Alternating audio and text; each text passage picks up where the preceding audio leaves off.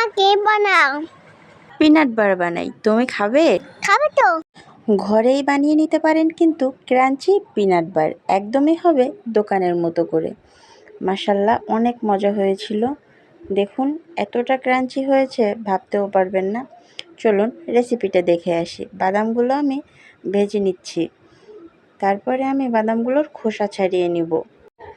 এটা কিন্তু আমি চিনি দিয়ে করব, অনেকে কিন্তু গুড় দিয়েও করে থাকে, যে যেভাবে করতে পারেন।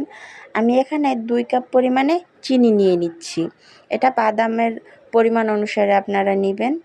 এটা যখন লালচা রং ছেড়ে আসবে, ক্যারামেল তৈরি হয়ে যাবে, তখন আমি একটা স্টিলের প্লেটে অল্প একটু সরিষার তেল দিয়ে দিচ্ছি। সরিষার তেলটা খুব ভালো অনেকটা জায়গা নিয়ে মাখিয়ে রাখবো।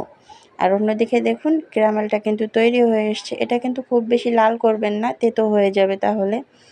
এই যে ক্যারামেলটা তৈরি হয়ে গেলে আমি বাদামগুলো দিয়ে দিচ্ছি। বাদামগুলো কিন্তু অনেকে আধ ভাঙা করে ফেলে, আমি সেটা করিনি, এভাবেই রেখেছি। খুব বেশিক্ষণ নাড়ার প্রয়োজন নেই। হয়ে এলে এখন কিন্তু আমি স্টিলের প্লেটটায় ঢেলে নিলাম। এই যে একটা শেপ দিয়ে দিয়েছি। বাদামটা যখন ঠান্ডা হয়ে যাবে, প্রায় পুরোটা ঠান্ডা হবে না, পুরোটা ঠান্ডা হলে শক্ত হয়ে যাবে, ভাঙতে গেলে এদিক ওদিক হয়ে যাবে। আমি কিন্তু একটা শেপ দিয়ে নিয়েছি। আর আমার মেয়ে তো খুবই খুশি, সে চলে এসেছে ধরতে। সে কোনো জিনিস খাক আর না খাক, সে খুবই খুশি হয় এটা দেখে, নতুন কোনো কিছু দেখলে আর কি। দেখুন আমি এবার তুলে ফেলতেছি।